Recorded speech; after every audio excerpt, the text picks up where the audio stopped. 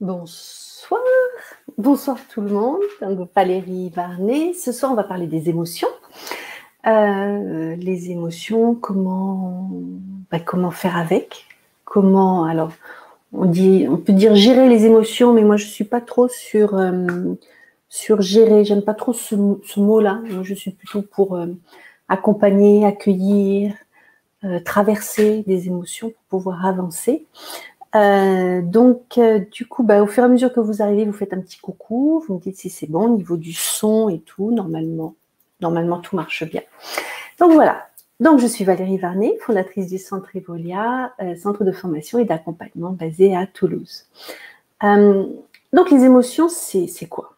Les émotions, en fait, ça va être des réactions physiologiques, psychologiques, à des stimuli extérieurs. D'accord? Alors, on va voir, il y a aussi des fois des réactions intérieures, mais ça va être ça, globalement. Donc, en fait, il y a 4 grandes émotions primaires, de base, qui vont être la peur, la colère, la joie et la tristesse. Donc, ces 4 émotions, en fait, on les ressent tous et toutes à travers le monde. On est tous câblés pareil. On ressent tous ces émotions-là. Encore une fois, il se passe quelque chose à l'extérieur et je vais réagir avec mes émotions. D'où l'importance de comprendre mes émotions, qu'est-ce qui les génère, quel est leur impact sur moi. Parce qu'en fait, je ne suis pas juste une tête avec un mental qui tourne beaucoup, je suis aussi un corps, je suis moi. Et les émotions, pour moi, Valérie, ça va être quelque part, c'est le langage du corps. C'est le langage de mon corps qui me dit, écoute, là, il y a quelque chose qui va, là, il y a quelque chose qui ne va pas. D'accord? Et pendant très longtemps, je parle de moi ce soir. Bon, écoutez, ça vient comme ça. Pendant très longtemps, moi, comme je suis quelqu'un de très sensible, j'avais beaucoup d'émotions. Des fois, je ne savais pas trop quoi en faire. Et quand à l'extérieur, on nous dit, mais arrête de surréagir, mais arrête, mais t'en fais toujours trop, mais blabla, blablabla, bla, on apprend à contenir. Enfin, on apprend. On s'oblige à contenir nos émotions. Et du coup, on va les enfermer petit à petit. Puis des fois, on va arriver à se couper de nos émotions. Or, les émotions font partie de nous. C'est notre corps qui réagit à quelque chose qui se passe. C'est notre corps qui nous parle. En tous les cas, pour moi, c'est comme ça. Et depuis que je considère que c'est le corps qui parle, ça permet d'avancer, ça permet d'avoir un autre éclairage, au-delà que l'éclairage seulement mental qui explique des situations. D'accord? Donc, ces 4 émotions de base, je les répète, la peur, la colère, la tristesse, la joie, ce sont des réactions que je vais avoir face à des situations. D'accord? Et en fait, ces émotions vont me traverser parce que, en fait, en fonction des stimuli que j'ai à l'extérieur, mon corps va réagir, mon cerveau va interpréter les informations que j'ai en face de moi, et en fonction de ces informations, il va aller activer la sécrétion d'hormones. D'accord? Donc, c'est super important de savoir ce soir, c'est que l'émotion en elle-même, elle dure entre 9 et 16 secondes.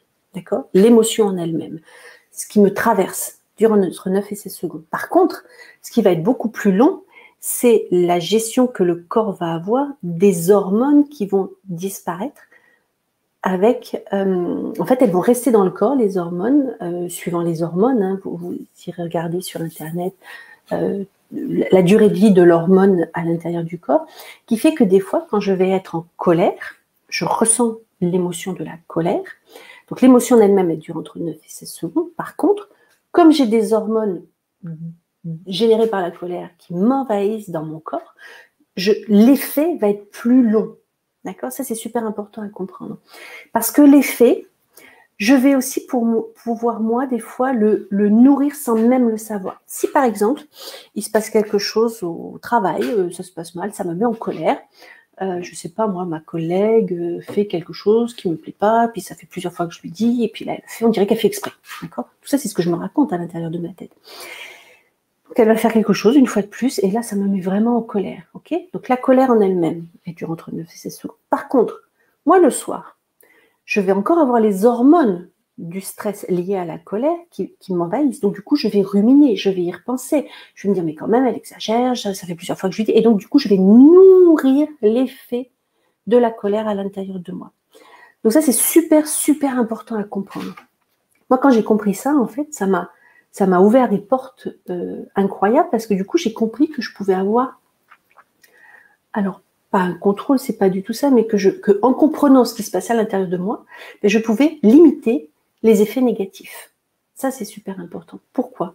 Parce que si je suis sujet à la colère et que je nourris cette colère à l'intérieur de moi, au niveau de des relations humaines, ça va être compliqué parce que du coup, les personnes en face de moi, si je suis quelqu'un de colérique, vont ajuster leur comportement. Il y a des choses qu'elles ne vont pas me dire, donc du coup, ça va me mettre encore plus en colère. Et c'est surtout vis-à-vis de moi. Parce que si je nourris ma colère intérieure, en fait, c'est ce que je fais. Quelque chose d'à l'extérieur me met en colère. Mon cerveau, mon corps sécrète des hormones de la colère qui fait que ça va durer plus longtemps. Mais cette colère intérieure, je la nourris en ruminant, en me disant mais quand même c'est pas possible, il le fait exprès, mais il fait exprès de me mettre en colère, blablabla. Et pendant que je fais ça, je ne prends pas ma responsabilité, donc je subis les effets de l'émotion. Ok? Donc ça m'empêche de grandir, ça m'empêche d'évoluer parce que quelque part je suis victime des comportements des autres.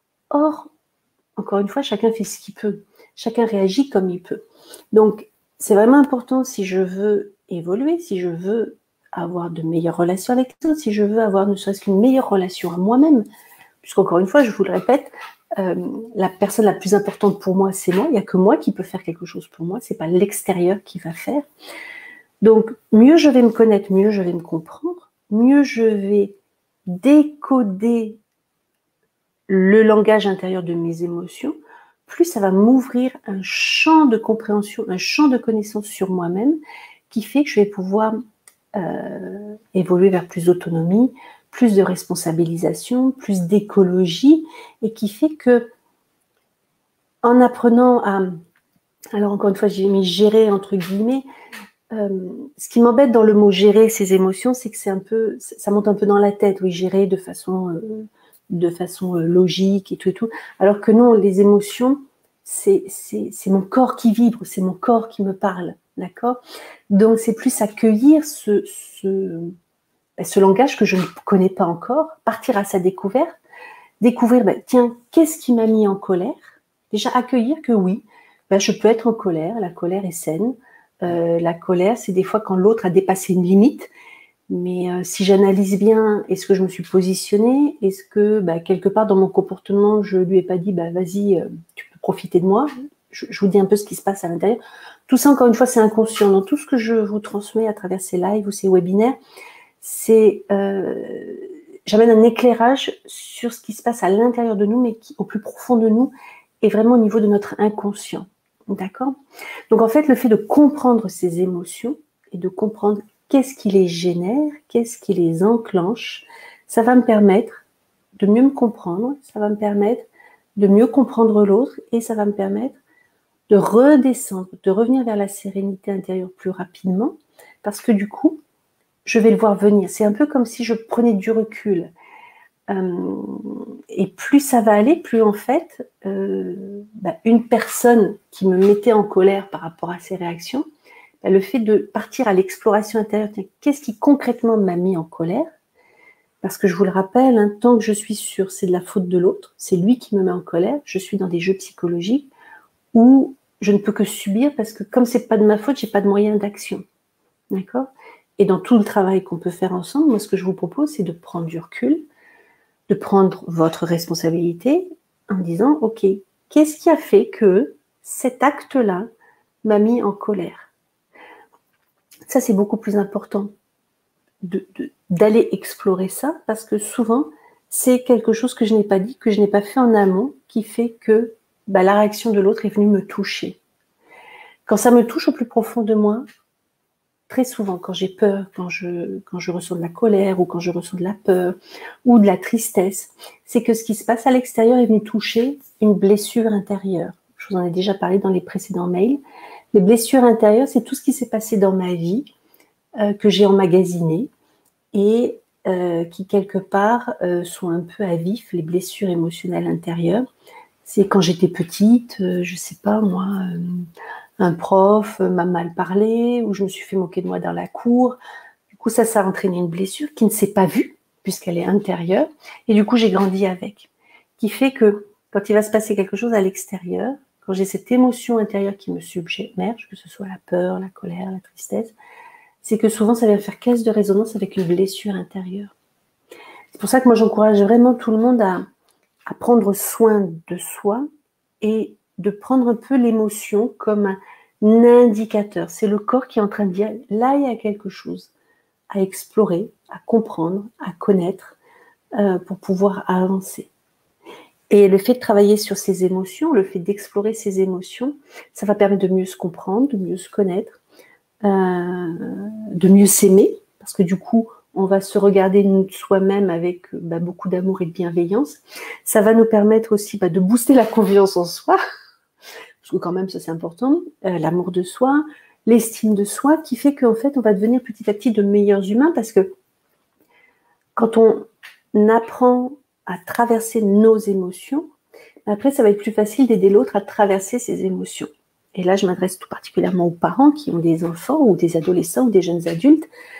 Vous êtes nommer l'émotion que l'enfant traverse, ça lui permet de se calmer. Je pense que vous avez peut-être déjà vécu cette expérience où quand un enfant est en colère, si en tant que parent, on rentre dans la colère, rappelez-vous, ça fait caisse de résonance, là, on a tout perdu.